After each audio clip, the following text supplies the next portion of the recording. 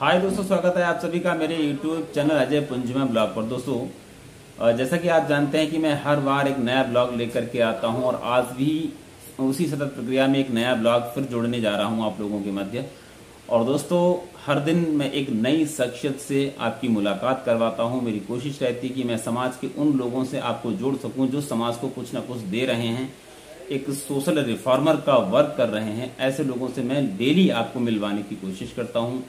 कुछ ब्लॉग्स में आपको ऐसे देता हूं जो फनी वीडियोस टाइप के होते हैं, और कुछ मैं आपको ऐसे देता हूं जिनमें आपको बहुत ही ज़्यादा नॉलेज वाले वीडियोस होते हैं। तो आज का जो मेरा वीडियो होने वाला है वो नॉलेज से परिपूर्ण है। मैं एक ऐसी शख्सियत से आपकी मुलाकात करवाने जा रहा हूं जिन्होंने अपनी छोटी सी जिंदगी में बहुत ज़्यादा मेहनत की है और अपने दम पर कई इंटर कॉलेजों में उन्होंने यूपी बोर्ड के जो इंटर कॉलेजेस हैं उनमें टॉपर्स दिए हैं। तो मैं आज ऐसे ही एक गुरुजी से आपकी मुलाकात करवाने वाला हूं। नाम है उनका मिस्टर मनोज यादव जी। तो आइए मुलाकात करवाते हैं मिस्टर मनोज यादव जी से।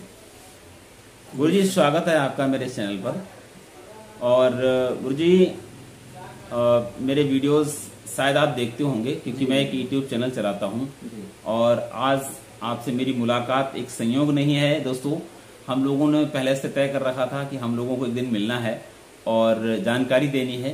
तो आज मैं आपके मध्य हूं। और गुरुजी, आप अपने जीवन का थोड़ा सा संघर्ष पर प्रकाश डालें और उसके बाद एक ऐसा संदेश देने की कोशिश करें समाज में, क्योंकि आप एक टीचर हैं, प्रवक्ता हैं एक इंटर कॉलेज के। तो पहले तो आप अपना रेफरेंस दे दीजिए, परिचय दे दीजिए पूरा। नमस्कार दोस्तों, मैं मनोज यादव। मैं एक ऐसे पिछड़े क्षेत्र से आता हूँ जहाँ शिक्षा का नाम किसी समय बहुत दूर दूर तक नहीं था। कहा जाता है कि प्रतिभा परिस्थितियों की मोहताज नहीं होती है। जब जीवन में कोई व्यक्ति ठान ले तो शायद मुझे नहीं लगता है कोई काम या कोई अचीवमेंट है आप पूरा ना कर सको। जी बिल्कुल। देखिए, कहा जाता है कि हौसले सबसे बड़ी चीज होती है, और जब तक जीवन में आप हौसलों से काम नहीं करोगे तो मुझे नहीं लगता है आप किसी भी लक्ष्य को पूरा कर पाओगे। आप में ज्ञान की वो प्यास होनी चाहिए, पिपासा होनी चाहिए।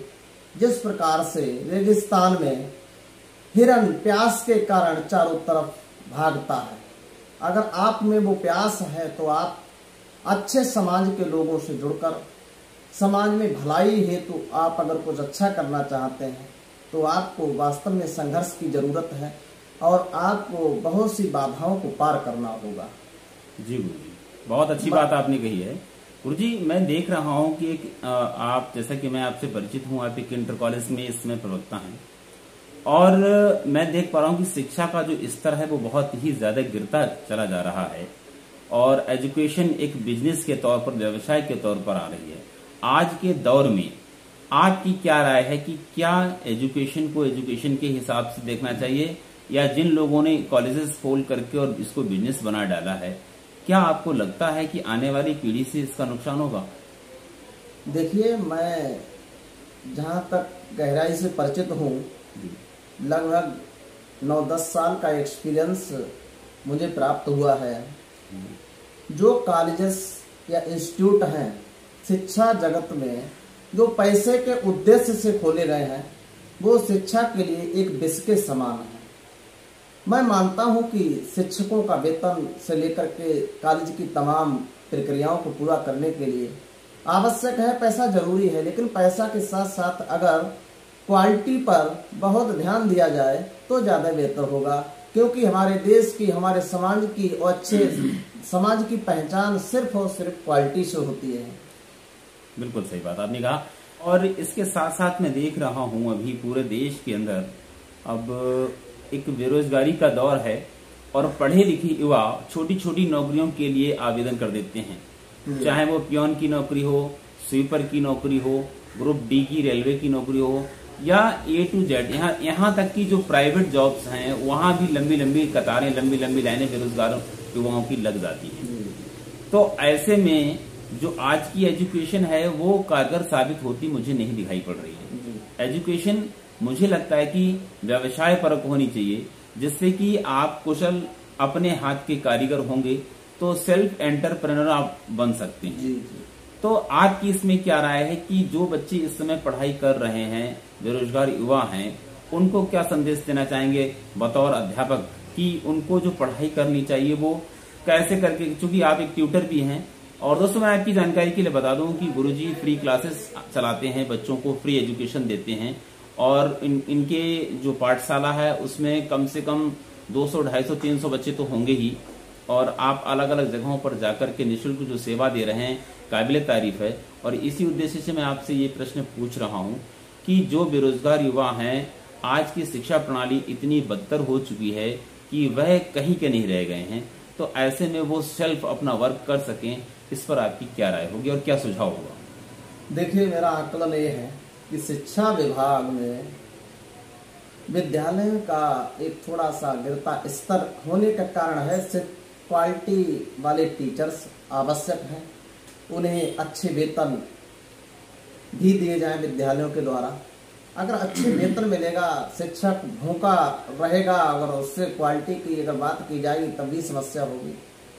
तो क्वालिटी के साथ साथ अगर आपको चाहिए तो अच्छे वेतन की भी जरूरत है।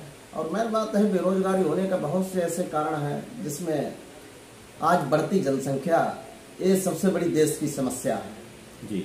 और सही से हमारे जो शिक्षा विभाग में आपने देखा होगा कि अच्छे अच्छे पढ़े लिखे लोग हैं वो राजनीति में कम है। और राजनीति में अगर उन लोगों को सक्रियता मिल जाए, अगर सक्रिय रूप से वो कार्य कर सकें, तो मुझे लगेगा कि बेहतर रूप से कार्य कर सकते हैं। और शिक्षा विभाग की सही से मांगे हमें लगता है वही रख पाएगा जो शिक्षा विभाग से वाकई में वाकिफ है।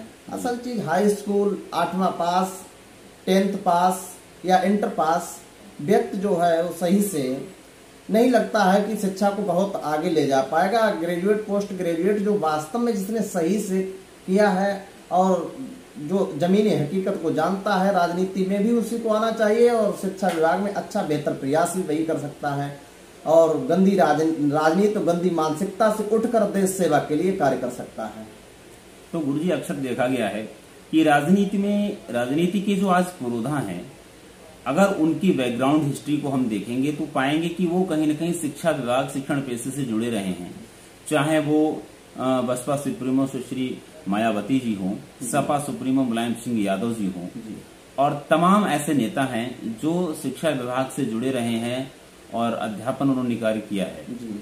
तो ये तो बात बिल्कुल आपकी सही है कि एक अध्यापक जो सारे सब्जेक्ट्स का, विषयों का जानकार होता है, एक अच्छा सोशल रिफॉर्मर की भूमिका निभा सकता है। ये बात मुझे बहुत अच्छी लगी आपकी। गुरुजी, बहुत सारे मुद्दे जो मैंने आपके बीच में उठाए हैं और अच्छा रिस्पांस मुझे मिला। मैं समझता हूं कि जो ऑडियंस है आपकी बातों को सुनेगी और कहीं न कहीं कुछ सोशल चेंजिंग्स भी होंगे। वर्तमान समय बहुत ही ज्यादा बेरोजगारी से, मैं तो समझूंगा कि इस समय जो सबसे बड़ी समस्या मोबाइल खड़ी है हम लोगों के सामने, वो ये कि युवा बेरोजगारी। ऐसे में युवा बेरोजगार अपने को ठगा सा महसूस करते हैं पढ़ने के बाद, जब उनको जॉब नहीं मिलता है, गलत रास्ते पर चले जाते हैं और वो उन नशे की लत में पड़ जाते हैं या कोई भी ऐसा गलत कार्य करना शुरू कर देते हैं जिससे कि उन्हें दिक्कत होती है और समाज भी प्रभावित होता है उनके गलत कार्यों से। क्योंकि पढ़ा लिखा व्यक्ति जो भी कार्य करेगा बहुत ही टैलेंटेड तरीके से करेगा, अच्छा कार्य करेगा तो भी और बुरा कार्य करेगा तो भी। तो उन लोगों को, ऐसे युवा बेरोजगारों को कैसे रोका जाए, क्या ऑप्शन है? मतलब आप एक टीचर के नाते मुझे सलाह दीजिए। सरकारें तो अपना कार्य कर ही रही हैं, समाज के अन्य अंग भी कार्य कर रहे हैं, बहुत सारे संगठन हैं जो कार्य कर रहे हैं, लेकिन एक युवा अध्यापक होने के नाते आप उन बेरोजगार युवाओं के बारे में क्या कहना चाहेंगे? कैसे उनमें सुधार किया जा सकता है, कैसे उनको सही रास्ते पर लाया जा सकता है, कैसे उनको समझाया जा सकता है? देखिए, बात आई है यहाँ पे मायावती जी की।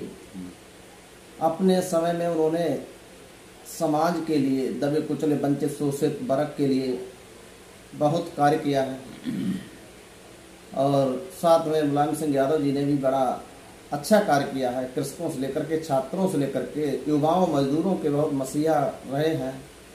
हमारे जैसे शिक्षा विभाग में देखिए बहुत से ऐसे लोग हुए हैं, महान शख्सियत हुए हैं जो शिक्षा के क्षेत्र में बड़ा अच्छा कदम उठाए हैं। जैसे राजनाथ सिंह ले लो, शिक्षा विभाग में वो भी टीचर रह चुके हैं, मुलायम सिंह यादव भी टीचर रह चुके हैं, मायावती बहुत उच्च हैं, इनका बहुत योगदान है। और मानता हूँ कि इन्हीं के ऐसे कार्यों से हमारा देश अच्छे लोगों के कार्यों से आगे बढ़ रहा है। देखो, बेरोजगारी को दूर करने का एक सरल उपाय है कि सभी लोग, जरूरी नहीं कि सरकारी नौकरी की ओर अग्रसर हो, कुटीर उद्योग है, छोटे छोटे धंधे हैं, हमारे नेता लोग उन पर ध्यान दें, तो कुटीर उद्योगों को बढ़ावा दें और उसके साथ साथ में टेक्नोलॉजी पर फोकस ज़्यादा किया जाए। छोटे से आप डिप्लोमा देख लीजिए, ITI है, GTI है और अन्य एयरलाइंस वगैरह है, अन्य ऐसे बहुत से हमारे टेक्निकल कोर्स हैं, बच्चे उनमें प्रवेश लें, अधिक से अधिक स्वरोजगार की ओर। प्राइवेट जॉब भी बहुत अच्छी अच्छी है, सरकारी नौकरी कोई आवश्यक नहीं है। मेन चीज होती है टैलेंट्स जो होता है वो आदमी को बहुत बेहतर बनाता है और टैलेंट होना भी चाहिए। बिना टैलेंट के मुझे नहीं लगता है कि आप किसी भी क्षेत्र में बेहतर कर पाओगे। और कुछ काम ऐसा होता है, ड्यूटी सही से निभानी चाहिए। भले को आपको 10 रुपए मिल रहे हैं अगर किसी संस्था से, किसी कार्य से, तो आप 10 रुपए को अहमियत ना देकर के अपने कर्म पर और अपनी क्वालिटी पे अधिक फोकस करें, मुझे तो ऐसा लगता है। और अगर जितना आप उसमें फोकस करोगे तो बेहतर करोगे। जैसे आपने देखा होगा, महान शख्सियत भीमराव अम्बेडकर जी का नाम ले लिया जाए, चाहे स्वामी विवेकानंद जी का ले लिया जाए नाम, और चाहे रामचरितमानस के रचयिता तुलसीदास जी का नाम ले लिया जाए। इन्होंने अपनी आजीविका चलाई, आजीविका चलाने के साथ साथ जैसे चली उनकी, लेकिन उन्होंने एक देश समाज के लिए महान ग्रंथ किसी ने लिखे, कोई प्रेरणा स्रोत के रूप में उभर के आए। APJ अब्दुल कलाम जैसे लोग भी हमारे देश में महान शख्सियत हुए हैं, जो पढ़ते मरते दम तक उन्होंने शिक्षा के क्षेत्र में बच्चों को उच्च शिक्षित इंजीनियरिंग में भी ले जाने का कार्य किया है। बहुत सादा जीवन और उच्च विचार का एक फार्मूला अपनाते हुए अपने को बेहतर बनाया और समाज को एक दर्पण की तरह कार्य किया है। बहुत बहुत धन्यवाद गुरुदेव। आज आपने हमारे दर्शकों के लिए बहुत ही अच्छी जानकारी दी और वीडियो अधिक लंबा ना हो इसलिए मैं आपसे और अधिक वार्ता नहीं करूंगा। और जो भी आपने अपना वक्तव्य दिया है, मैं समझता हूं मेरी ऑडियंस, मेरे दर्शक इसको ध्यानपूर्वक सुनेंगे। और दोस्तों, मैं आपको बता दूं कि ये थे हमारे मनोज यादव जी, जो कि एक कॉलेज में भौतिक विज्ञान के प्रवक्ता हैं, साथ ही साथ मैथ भी पढ़ाते हैं और हिंदी भी गुरुजी की बहुत अच्छी है, सारे सब्जेक्ट्स अच्छे हैं। आप टेट CTET की परीक्षा को क्रॉस कर चुके हैं और साथ ही साथ PCS की तैयारी भी कर रहे हैं आप। तो गुरुजी बहुत बहुत आपका शुक्रिया, बहुत बहुत धन्यवाद, आपने अपना बेशकीमती समय दिया। तो दोस्तों, आज का ब्लॉग मेरा कैसा लगा आपके लिए, मिलता हूं अगले वीडियो में, तब तक के लिए जय हिंद।